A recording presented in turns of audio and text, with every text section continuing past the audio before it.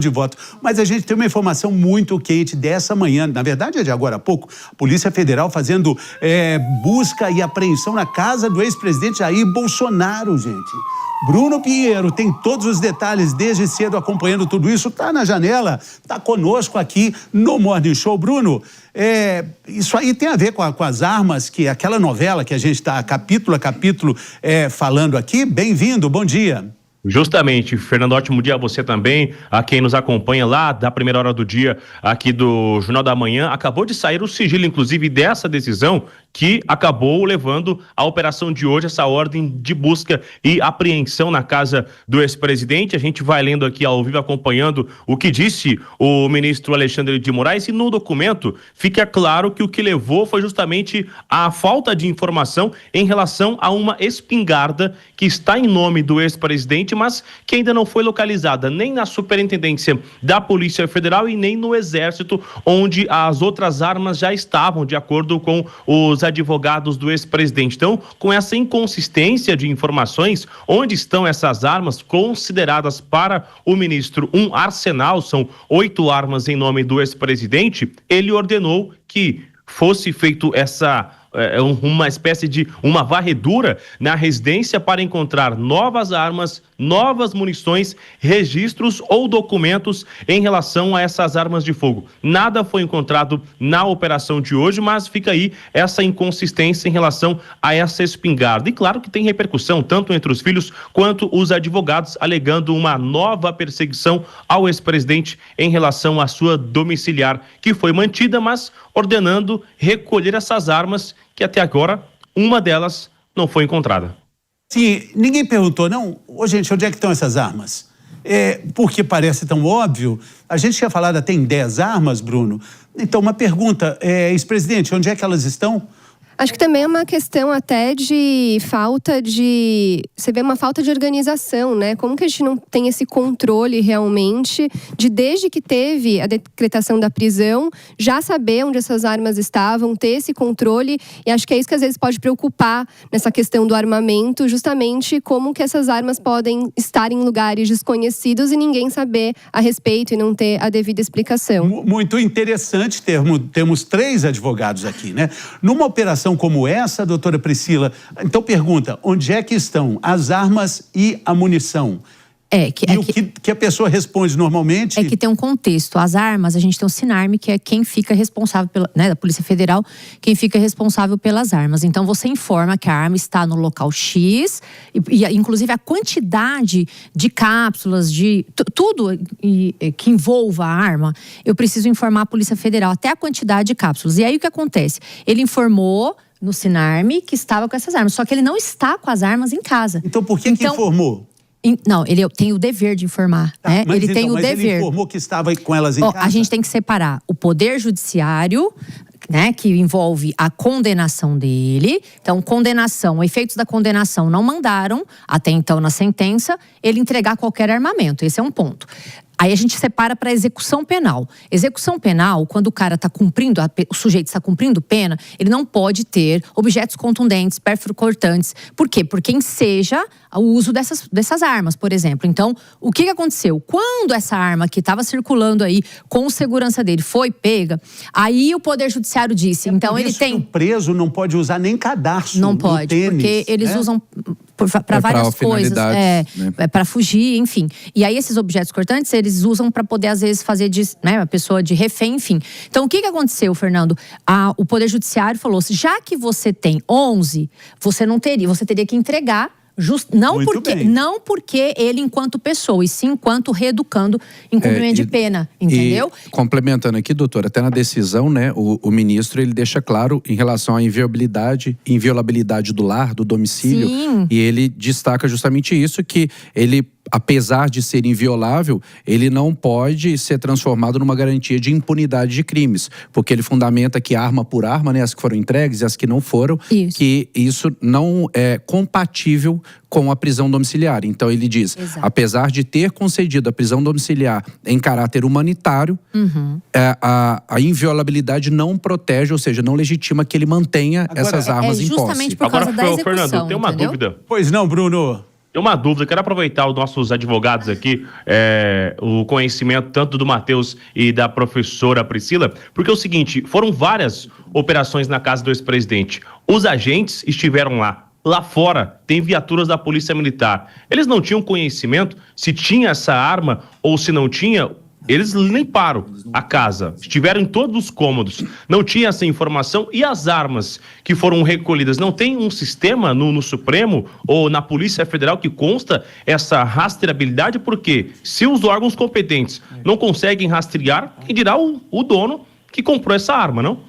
Não, é que assim, quando tem o dono, a gente precisa lembrar, Bruno, que o dono ele fica responsável. Eu não posso emprestar minha arma para a doutora Michele, eu não posso emprestar para o doutor Matheus, para o maravilhoso do meu Henrique. Por quê? Porque é minha, pertence a mim. Quando eu morro, ele é um bem que eu só posso passar se a outra pessoa tiver os requisitos preenchidos dentro da Polícia Federal. Inclusive aí, o porte. Isso. Aí o Matheus trouxe uma coisa muito importante aqui. O artigo 5º, inciso 11 da nossa Constituição, determina e fala e deixa expressamente que a casa é inviolável. Só nela podendo entrar em algumas situações excepcionais, como flagrante, para prestar socorro, desastre, né? Ou em caso ali de perigo. E aí o que acontece? No Código de Processo Penal, a gente tem um artigo, que é o artigo 244, que ele fala que se eu tiver pessoas que tenham armas, produtos de crime, excepcionalmente eu posso determinar que haja essa busca. O reeducando, ele não é obrigado a fazer prova contra si mesmo. Então a gente tem um outro artigo, que é o artigo 5º 63 da Constituição, que fala: a pessoa tem direito ao silêncio, a não autoincriminação. Então ele não é obrigado a se autoincriminar. Si então mesmo, né, quem doutora? tem que, né? Então aqui a gente tem que fazer uma separação, porque nós temos 3 pedaços que parece que é a mesma coisa, e não é. Ele, enquanto pessoa, ele tem a possibilidade de ter o armamento. Não se discute isso, ele tem o registro, ainda que fossem 11. Não há discussão quanto a isso. Mas foi revogado. Não, então, por que foi revogado? Porque pessoas que são condenadas, ela não consegue, anualmente ela precisa informar a Polícia Federal de que ela é primária. A primariedade, ela é um requisito para poder você ter arma. Então, foi revogado por isso, mas o fato dele ter anteriormente essas armas, Fernando, não é um ilícito. Doutora, até para a audiência entender, é o que o pessoal costuma ouvir, o tal do réu primário, né? Quando você tem um réu primário, ou seja, você não tem nenhuma condenação, você não tem nada, você pode ter. Isso, aí juntou o fato dele estar preso, ele é um condenado que está em casa. Então, não estou dizendo que eu concordo, que eu discordo, eu estava lendo aqui a decisão, né? Às vezes há até uma... E a gente mostrou agora há pouco os trechos ali, né? Os trechos dessa decisão do ministro Alexandre de Moraes. É uma excepcionalidade. Mas vale dizer, né, doutora, me permita, e a gente trocando aqui, que o que me alegra por um lado e me assusta por outro é a seletividade na celeridade da decisão. Quando é uma decisão como essa, que politicamente ela convém a determinados setores, vamos dizer assim, o STF ou os tribunais superiores têm uma agilidade em decidir incrível. É literalmente de um dia para o outro. Enquanto a gente vê outros processos em curso, que às vezes levam anos, e sequer a gente tem 1/3 dessa vontade toda de se fazer justiça, né? E o que me chama a atenção também é que a defesa havia informado que as armas foram levadas para um lugar específico. E aí, mesmo a defesa informando isso, o ministro entendeu por bem em fazer essa busca e apreensão, que realmente... A doutora Michele é advogada também. Trio de advogados, doutores de Obrigada, advogado. que é isso. Não, e isso é importante porque eles colocaram aqui na decisão também que é justamente por conta da divergência de informações acerca de onde estão. Então não é que desde logo já foi feito esse mandado de busca e apreensão.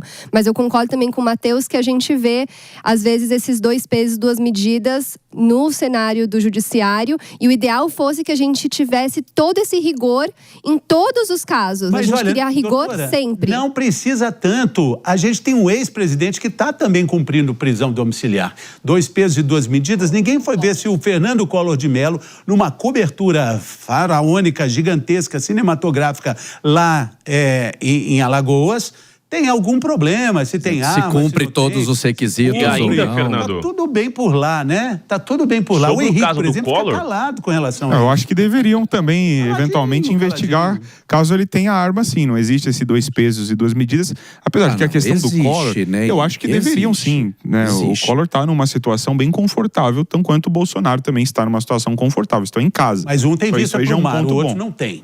A outra, E vale, triste e vale pra um lado. dizer no que quintal, o drone ainda fica e vale atrás dizer dele, que o Bolsonaro, ele tem uma condição de saúde muito mais precária, difícil do que o Collor. É só acompanhar os laudos médicos. Inclusive, o dia que o pré-candidato Caiado esteve aqui, que nem é aliado, né, do Bolsonaro, é de centro-direita, e tem o Flávio lá, até ele afirmou que ao ler os laudos, ele vê que a condição do Bolsonaro é muito crítica. E tem mais um adicional. O Bolsonaro, ele sabe que ele é perseguido e vigiado o tempo todo. Então, qualquer escorregão que ele der, o STF ali está pronto para tirar a domiciliar dele. Diferente do Collor, que a gente mal cita. Se não é a gente para lembrar que o Collor está em prisão domiciliar ninguém comenta.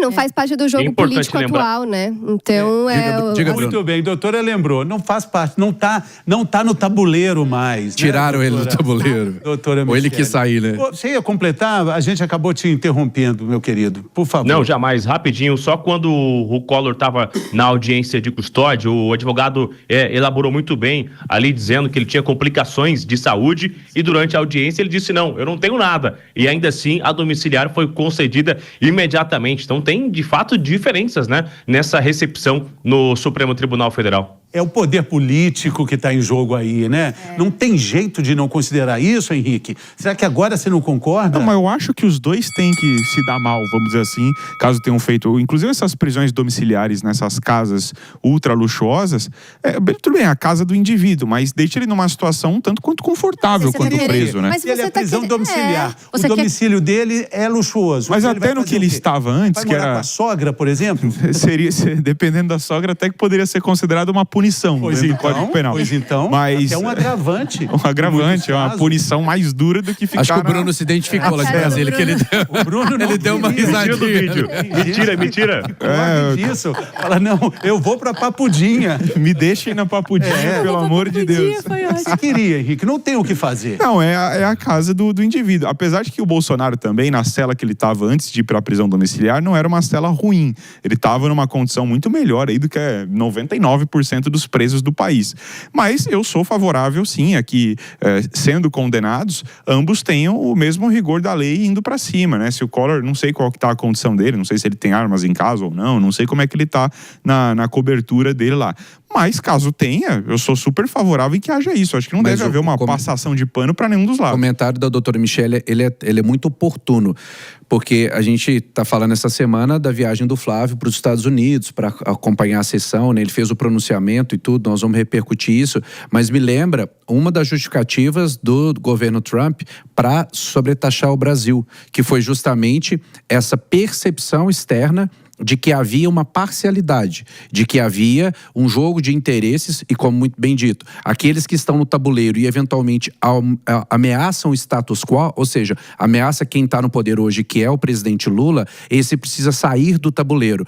E também conectando com a decisão lá da justiça italiana, quando não extraditou Carla Zambelli, e também disse que o juiz não agiu de forma imparcial durante o processo.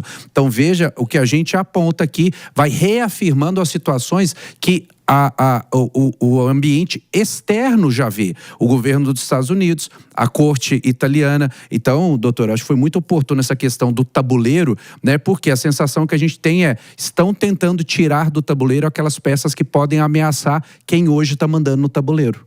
A gente tem também, a Ellen Manager está me falando aqui, uma manifestação do Carlos Bolsonaro falando sobre todas essas ações, sobre algo que volta e meia a gente volta a falar por aqui também, né? Ele escreveu agora há pouco, o Carlos Bolsonaro está dizendo: meu Deus do céu, eu estou lendo a tela aqui para quem está no rádio, meu Deus do céu, por favor, parem de torturar meu pai. Ninguém aguenta mais tanta perseguição, injustiça e tortura. Enquanto isso também no texto do Carlos Bolsonaro, né? Nas aspas dele. Enquanto isso, o filho do Lula, o Lula e os chefes da facção não sofrem nenhuma cosquinha frente a todos. os escândalos financeiros revelados diariamente. Esse é o texto do Carlos Bolsonaro, publicado agora há pouco. Mandou forte. E agora, aí. Fernando? Mandou forte. Eu não sabia que o Carlos Bolsonaro tinha também adotado o papel de humorista. Porque esse comentário dele falando de tortura não corresponde a uma verdade. Ele acabou de falar. Está na prisão domiciliar, afim, está tendo ali um certo conforto. Quanto ao fato dele ter sido condenado e tudo mais, é porque ele tentou dar um golpe de Estado. Se ele não tivesse tentado dar um golpe, ele estaria aí tranquilo nas ruas, inclusive podendo até se candidatar. E vale dizer que essas são palavras do Henrique, né? A gente repercutiu palavras do Carlos. O Henrique, ele é muito bom em tornar determinadas frases como se elas fossem verdade absoluta. O que a gente está trazendo aqui, e o Carlos, eu acho que ele aponta uma ferida que tem que ser tratada. Porque se julga e se condena o Jair Bolsonaro, por que não se investiga devidamente o Lulinha? Por que não se investiga o escândalo do INSS e a conexão com o caso Master? Por que tudo isso foi jogado para baixo do tapete? Essa é a questão dos 2 pesos e 2 medidas no Brasil. A justiça é seletiva. Eu não sei como é que isso repercute em Brasília, Bruno, mas a sensação daqui é que, assim, eles só veem o que eles querem ver. Antes do Bruno responder, eu preciso fazer um rápido break na rede de rádios e a gente segue aqui. Temos imagens também, manager, do Flávio Bolsonaro. Flávio Bolsonaro ao vivo agora, fazendo uma transmissão, falando sobre tudo isso aí que está acontecendo. Ele está nos Estados Unidos ainda, né? Ontem ele participou. Participou da sessão, Bruno, disse que estendeu um pouquinho lá. Sim. Exatamente, ele acabou adiando o compromisso em Recife, inclusive acabou irritando alguns aliados em relação a essa agenda que foi cancelada, e agora ainda de lá ele faz essa live fazendo alguns comentários também em relação à operação de hoje, um pouco mais cedo na casa do ex-presidente, e agora comentando sobre a audiência de ontem com o governo americano em relação à taxação dos 25%. É uma imagem então ao vivo de Flávio Bolsonaro usando as redes sociais para conversar com os apoiadores e também com jornalistas nesta quarta-feira, Fernando. Irritou os correligionários de Recife, mas ele tem irritado muita gente ao longo dessa campanha aí, né? O bolsonarismo está irritando a forma como a campanha está sendo conduzida. O bolsonarismo está se autodestruindo diariamente, né? Porque tem um volume de brigas imenso entre eles. Ser tão enfático, é uma autodestruição completa. Você já ampliou para autodestruição. Não é somente não, hein? Porque do outro lado, o ministro Guilherme Boulos também fez duras críticas à deputada Tabata. Confusão também entre a esquerda, então aparentemente não tá todo mundo são, não. Precisa de um remedinho aí para ficar todo mundo calmo e chegar bem até a eleição, também, Henrique. Você chamou a Tabata de petista, por acaso? A Tabata é do PSB. Ela é petista? Mas ela é uma aliada, Henrique? Ela é. Em tese e aliado a gente